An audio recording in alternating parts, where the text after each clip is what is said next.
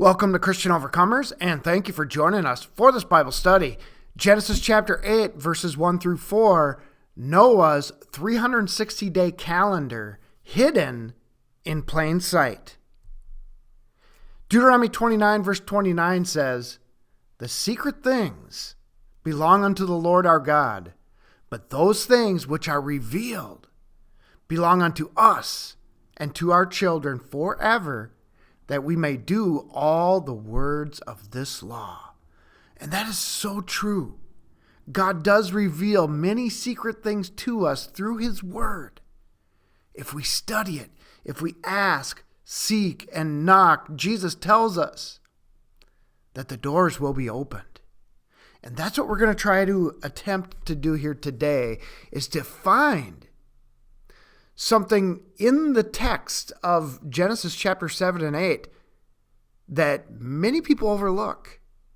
And it's something really that is in plain sight, even though it's rarely ever talked about in our churches today.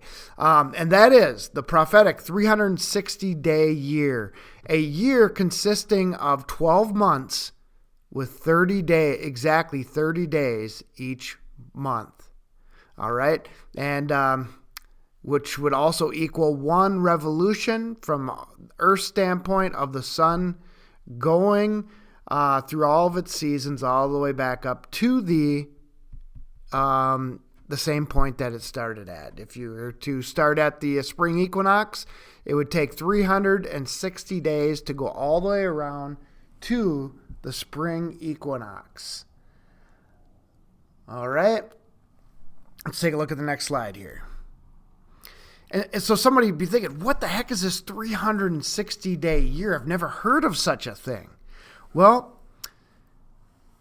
I'm going to read a little clip here from MessiahAlive.com. I quoted a different source before, several years back. We talked about this 360-day prophetic year. But it says the previous and future 360-day year. What are we talking about here? Well, archaeologists have discovered that nearly all societies used a 360-day calendar until around the 8th century BC, which would be about the time of Hezekiah. Jewish tradition teaches that the calendar changed when he was king. The Earth's orbit shifted from a 360-day cycle to a 365.25-day cycle. It might change back to 360 days in the future. I'm going to briefly mention it now, and I'll show you later. In prophecy, in the book of Daniel, as well as in the book of Revelation, the last 7 years people talk about, or the last 3.5 years. Every time that period of time is mentioned, it is based off of, you got it, a 360-day year. Not a 365.25-day year that we use today, but a 360-day year. All right? So they used these calendars back before the time of Hezekiah. It was common practice. All the societies used a 360-day calendar. So what happened? Did God change something? Sometime in history, maybe at the time of Hezekiah, when Hezekiah was king? Well, there is something interesting. In 2 Kings 20, verse 10, we have an instance where God does do some astronomical changes here. Changes in the order of the heavenly bodies, if you would. 2 Kings 20, verse 10. And Hezekiah answered, "It is a light thing for the shadow to go down 10 degrees. Nay, but let the shadow return backward 10 degrees." Now he's talking about this sundial here, the sundial of Ahaz. This was used as a clock to tell time. And so he's asking God really to go backwards in time. The sun would naturally go down through the degrees or whatever, but now he's asking it to go backwards. Check this out. 2 Kings 20 verse 11 says, and Isaiah the prophet cried unto the Lord, and he brought the shadow 10 degrees backward. Again, this is a solar dial here, by which it had gone down in the dial of Ahaz. So God changed time there that day. He actually reversed time. And this, I'm not going to go into the whole instance of why this was done. Hezekiah was kind of asking for a miracle, and Isaiah came to him and said, hey, what do you want? Do you want the shadow to go forwards or backwards? And Hezekiah says, well, I want it to go backwards because that seems to be a greater miracle than it would be to, for God to make it go forward. I really want to see some proof here. And this is the point. This was the point in what was it, 800 BC, that the author of the article we just read said that, let me go back there, said that around the 8th century BC, all societies used a 360-degree calendar, which was supposedly around the time of Hezekiah. So when God moved that sundial backwards, did he change the orbit of the sun going around the earth, or as others believe, the earth going around the sun? Either way, did he change the length of time that the sun goes around the earth, at least from man's perspective? Did he change that? Well, there's quite a possibility there. All right.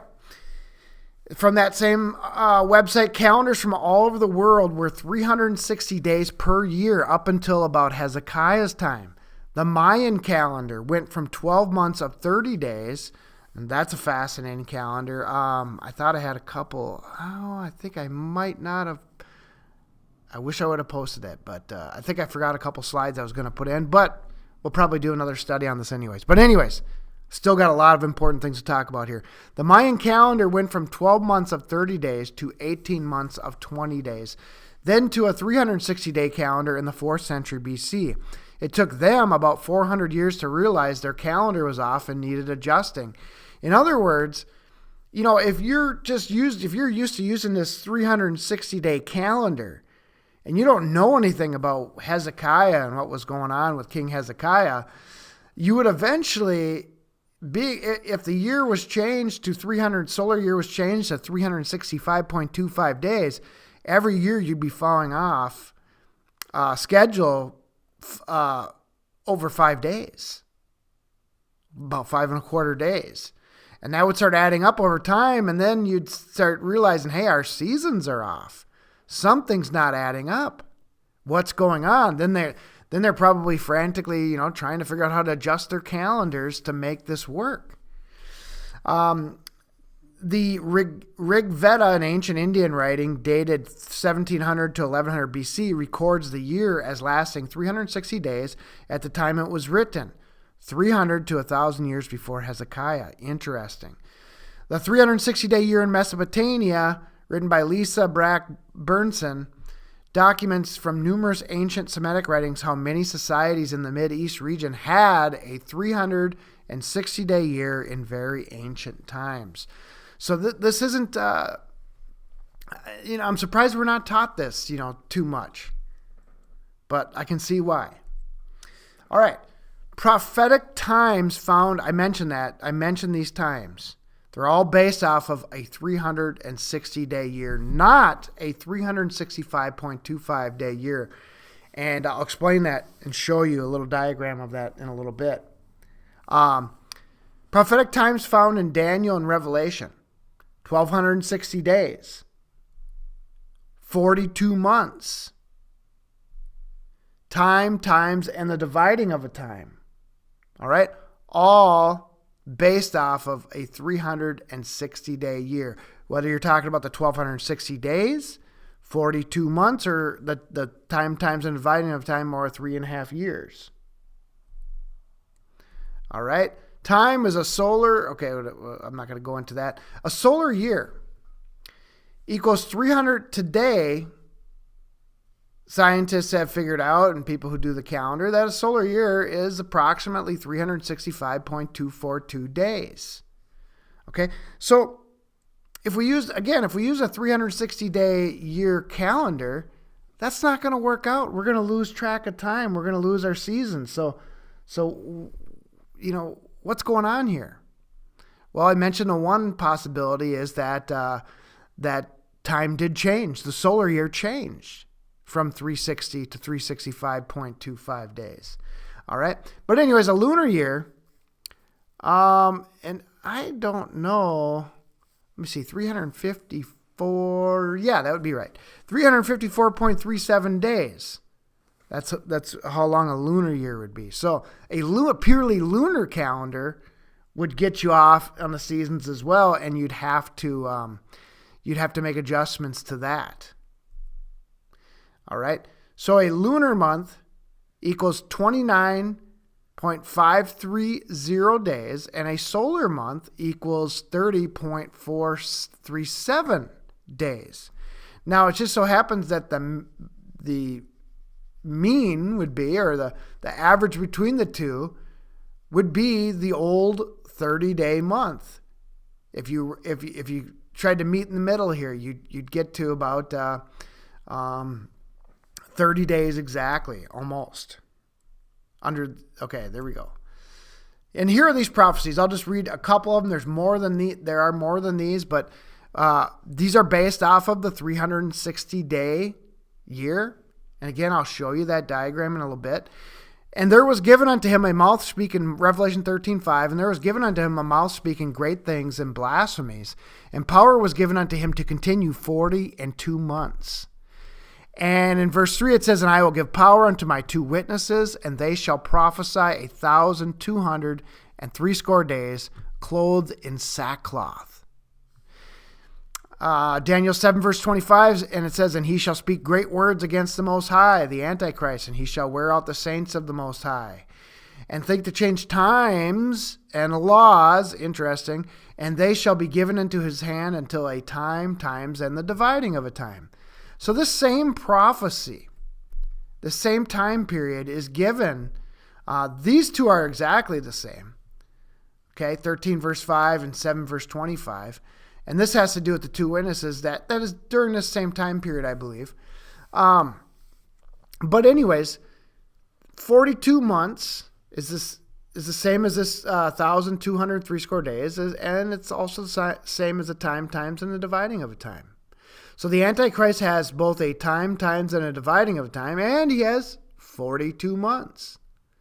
So they must be equal to each other, right? Well, 42 months under the current solar year of 365.25 days equals 1,240.28478 days. But, as we see here, 1,240 days does not equal 1,260 days. You see that? 1,260 days has to equal 42 months, okay? They've got to be the same. But they don't equal each other there. Times, and a half a time. A year is a time. 365, if you were to add that up, and then you'd add up these other years. A times, and a half a time, according to or 3.5 years, according to our current orbits of the sun, moon, and the earth, would give us 1,278 days. That's longer than 1,260, so that doesn't match up. Nothing's matching up, as you can see here with these times. And here it is right here. 1,278 does not equal 1,260. So 42 months under the current solar year, I got them all listed here, 42 months equals 1,240 days. Okay, that's not equal. 1,260 days equals 1,260 days. Times, and a half a time equals 1,278 days. So 1,240 does not equal, sorry about that. 1,240 does not equal 1,260, and it does not equal 1,278.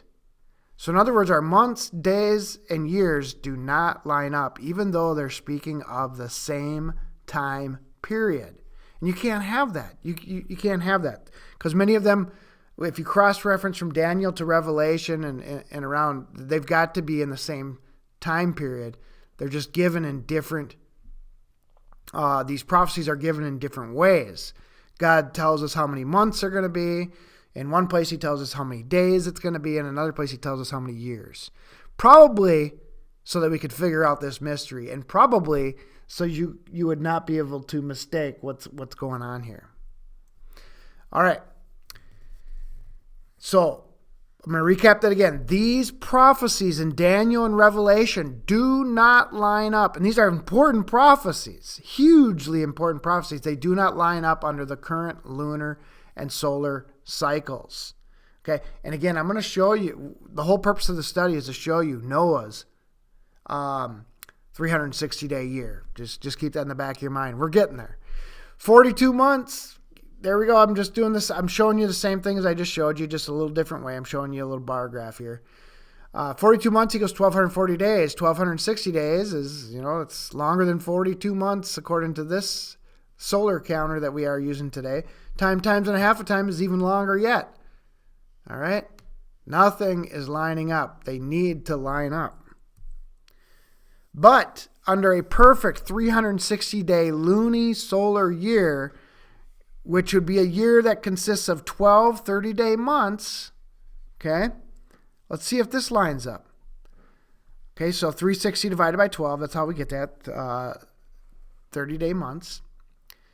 The final 3.5-year prophecy using the 360-day lunisolar year, look at that. 42 months is 1,260 days. 1,260 days obviously is 1,260 days. But a times and a half time, or 3.5 years, also equals 1,260 days. Everything equals out as it should because those prophecies overlap each other. Some of them are exactly the same prophecies, in one instance given in years, another instance given in months, and another instance given in days. Exactly the same prophecy. They have to line up. All right. Now let's get to the scriptures here in Genesis chapter 8, and see if we can find any evidence. So we know in prophecy God is using a 360-day year. But does he use it anywhere else in the Bible? Well, let's see. And God remembered Noah and every living thing and all the cattle that was with him in the ark, and God made a wind to pass over the earth, and the waters assuaged. The fountains also of the deep and the windows of heaven were stopped, and the rain from heaven was restrained. Okay, in other words, the flood is, at least the intense part of the flood is ending. The judgment of God is starting to be relaxed, if you would. He's withdrawing his hand. And the waters returned from off the earth continually.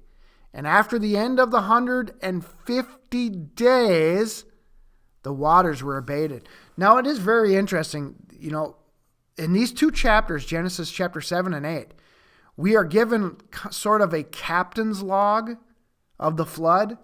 All these dates were dated according to, as far as I can see, the years of Noah's life. It's dated according to how old he was in years and months. But it also gives, and I'll talk a little bit about that another time, maybe why that was and possibly the significance of that.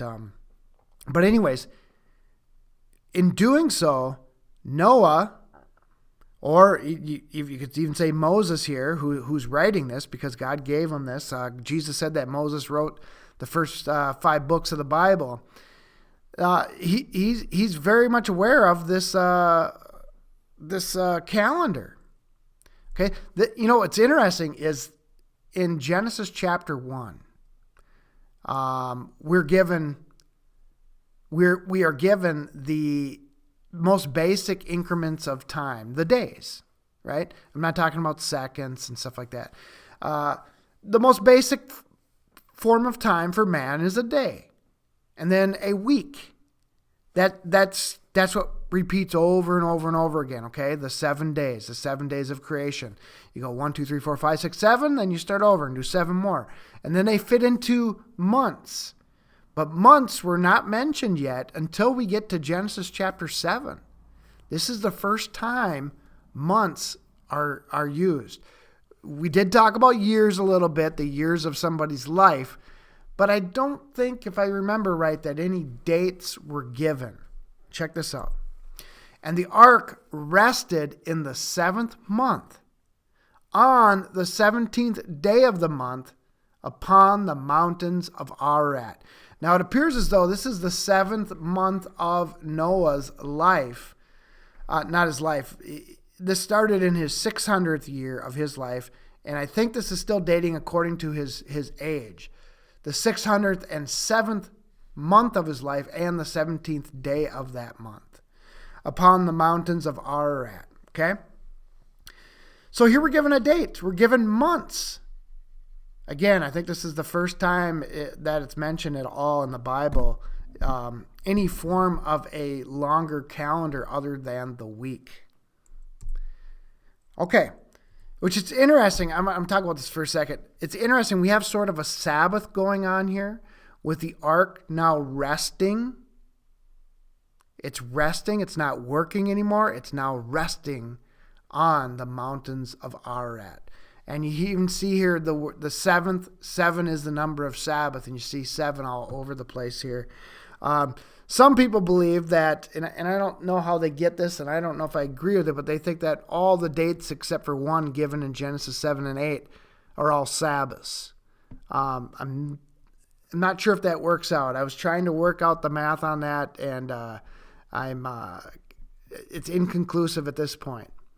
But anyways, this 150 days is the key to this whole thing, okay? Is the key to this whole thing. The 150 days that we just read about in that verse, as well as in Genesis chapter 7, verse 24, okay? The 17th day of the 2nd month is when this all started. The flood started. Noah got into the ark, and you can find that in Genesis 7:11. Now, at the end of these 150 days, brings us to the 17th day of the 7th month. Okay, that's when the ark rested. You can see I got a picture of the ark here. That's when it rested upon the mountain, the Mount Ararat. This was a period of 150 days. Now, we know from here it says the 17th day of the 2nd month. Now, over here it says the 17th day of the 7th month. So there are 5 months in between here. Exactly 5 months. But the same time period between here is also mentioned as being 150 days. Now that is the big key. Because now we can figure out how many days were in a month in the calendar that Noah was using. Let's check this out. Well, all we got to do is take 150 days, divide it by 5 because there's 5 months, and we find out that it is 30 days each month. Remember the perfect 360-day year? Well, look at 30 times 12 equals 360-day year. So it appears as though Noah is using, if these months are all 30 days, they at least average out to 30 days each, then you have to assume, I shouldn't say you have to assume, but I think the only logical conclusion I've been able to come up with is that it's going to be 12 months of 30 days each, and that's going to bring you to, that Noah was using this 360-day year. Again, it's also given to us in the book of Daniel and Revelation. And could be other places as well. I haven't been able to dig that deep into it at this point.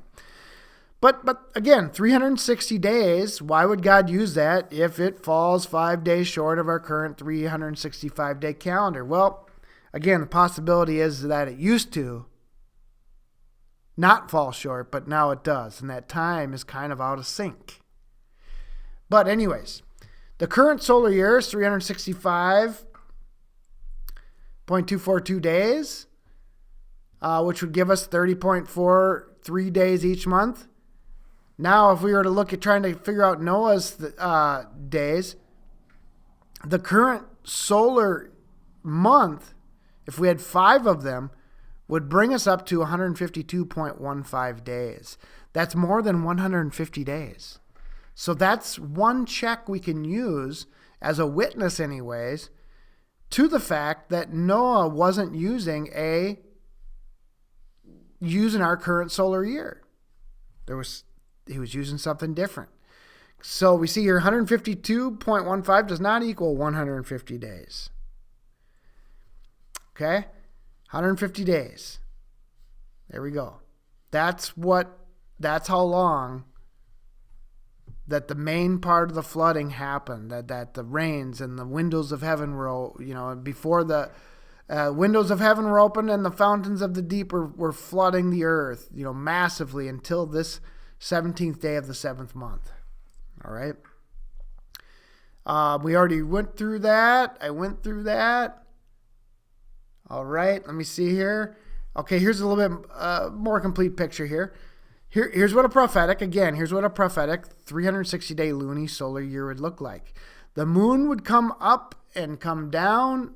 Basically, it would become full and then all the way dark every 30 days. Or go dark to full every 30 days. It would go through its normal cycle. And the sun would go from I'll pick the spring equinox. It would go from the spring equinox all the way back to the spring equinox in 360 days instead of 365.25 or 24 or 5. You remember what approximately 365 and a fourth days. All right. We already did that. All right.